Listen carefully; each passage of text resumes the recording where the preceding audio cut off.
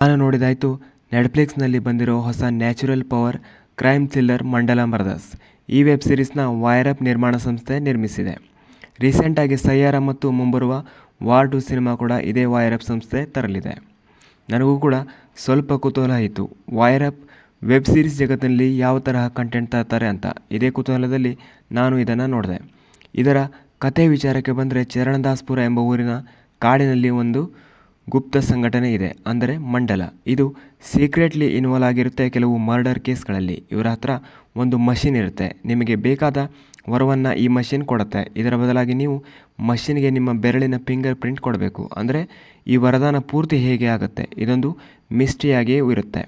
ಪೂರ್ತಿ ಸ್ಪಾಯ್ಲರ್ ಕೊಡಲ್ಲ, ನೀವು ಹೋಗಿ ವೆಬ್ ಸೀರೀಸ್ ನೋಡಿ ನಿಮಗೆ ಗೊತ್ತಾಗುತ್ತೆ. ಈಗ ಈ ವೆಬ್ ಸೀರೀಸ್ನ ನೋಡ್ಬೋದಾ ಅಂತ ಕೇಳಿದರೆ, ಇದರಲ್ಲಿ ಕೆಲವು ಪಾಸಿಟಿವ್ ಮತ್ತು ಕೆಲ ನೆಗೆಟಿವ್ಗಳು ಇವೆ.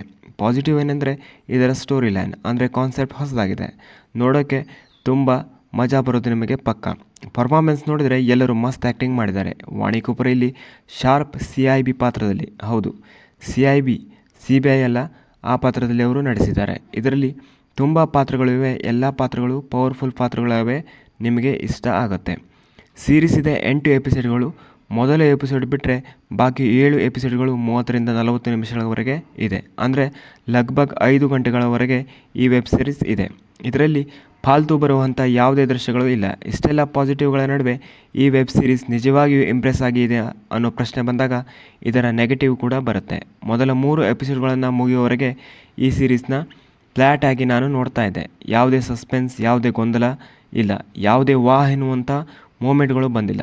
ಕನ್ಫ್ಯೂಸ್ ಕೂಡ ಆಯಿತು, ಮುಂದೆ ನೋಡಲಾ ಬೇಡವಾ ಅಂತ. ಆದರೆ 4ನೇ ಎಪಿಸೋಡ್ ಬಂದಾಗ ಇಲ್ಲಿ ಸ್ವಲ್ಪ ಎಂಗೇಜ್ ಆದೆ. ಅದೇ ನೀವು ಏನು ಗೆಸ್ ಮಾಡ್ತಾ ಇರ್ತೀರಾ ಅದು ಸ್ಕ್ರೀನ್ ಮೇಲೆ ನಡೆಯುವುದೇ ಇಲ್ಲ. ಇದರಿಂದ ಸೀರೀಸ್ ಸ್ವಲ್ಪ ಇಂಟ್ರೆಸ್ಟ್ ಅನಿಸ್ಲಿಕ್ಕೆ ಶುರು ಆಗುತ್ತೆ. ಕೊನೆಯ 2 ಎಪಿಸೋಡ್ಗಳಲ್ಲಿ ನಿಮ್ಮ ಎಲ್ಲ ಪ್ರಶ್ನೆಗಳಿಗೆ ಇಲ್ಲಿ ಉತ್ತರ ಸಿಗುತ್ತೆ. ನೀವು 3 ಎಪಿಸೋಡ್ಗಳನ್ನು ದಾಟಿದರೆ ಆರಾಮಾಗಿ ಈ ವೆಬ್ ಸೀರೀಸ್ನ ನೋಡ್ತೀರಾ. ನೋಡಲೇಬೇಕಂತ ಸೀರೀಸ್ ಏನಲ್ಲ, ಬಟ್ ನೀವು ಖಾಲಿ ಇದ್ದರೆ ಆರಾಮಾಗಿ ಒಂದ್ಸಲ ನೋಡ್ಬೋದು. ಒನ್ ಟೈಮ್ ವಾಚ್ ಸೀರೀಸ್ ಹೌದು ಇದು. ಬಹಳಷ್ಟು ಕಡೆ ಪ್ರಶ್ನೆ ಬರುತ್ತೆ, ಇದೇನಾಗ್ತಾ ಇದೆ ಅಂತ. ಅಂದರೆ ಯಾವುದೇ ಲಾಜಿಕ್ ಇಲ್ಲದೆ ವರದಾನ ಪೂರ್ತಿ ಹೇಗೆ ಆಗುತ್ತೆ, ಇದೆಲ್ಲ ನಿಮಗೆ ಕೊನೆಯ 2 ಎಪಿಸೋಡ್ಗಳಲ್ಲಿ ಆನ್ಸರ್ ಸಿಗುತ್ತೆ. ಅದನ್ನು ಫಿಂಗರ್ ಪ್ರಿಂಟ್ ಕೊಟ್ಟರೆ ಹೇಗೆ ವರದಾನ ಸಿಗುತ್ತೆ, ಅದು ಇಲ್ಲಿ ಕಾಣಿಸ್ತಿಲ್ಲ. ಅದು ನೆಕ್ಸ್ಟ್ ಸೀಸನ್ ಒಳಗೆ ಕಾಣಿಸ್ಬೋದು. ಇದರ ಕತೆ ಅಂತೂ ಮುಗಿದಿದೆ, ಆದರೆ ಓಪನ್ ಎಂಡಿಂಗ್ ಜೊತೆಗೆ ಇದರ ಕತೆ ಮುಗಿದಿದೆ. ನೆಕ್ಸ್ಟ್ ಸೀಸನ್ ಬಂದರೂ ಬರಬಹುದು, ಗೊತ್ತಿಲ್ಲ. ವೆಬ್ ಸರಣಿಯಲ್ಲಿ ಬ್ರೂಟಾಲಿಟಿ ಇದೆ, ಕಿಸ್ಸಿಂಗ್ ಸೀನ್ಗಳು ಇವೆ, ನ್ಯೂಡಾಲಿಟಿ ಇಲ್ಲ. ಆದರೆ ಫ್ಯಾಮಿಲಿ ಆಡಿಯನ್ಸ್ಗೆ ಈ ವೆಬ್ ಸೀರೀಸ್ ಅಲ್ಲ. ನನ್ನ ಕಡೆಯಿಂದ ಈ ವೆಬ್ ಸೀರೀಸ್ಗೆ 3 ಔಟ್ ಆಫ್ 5 ಸ್ಟಾರ್ಸ್. ಸಿಗೋಣ ನೆಕ್ಸ್ಟ್ ವಿಡಿಯೋ.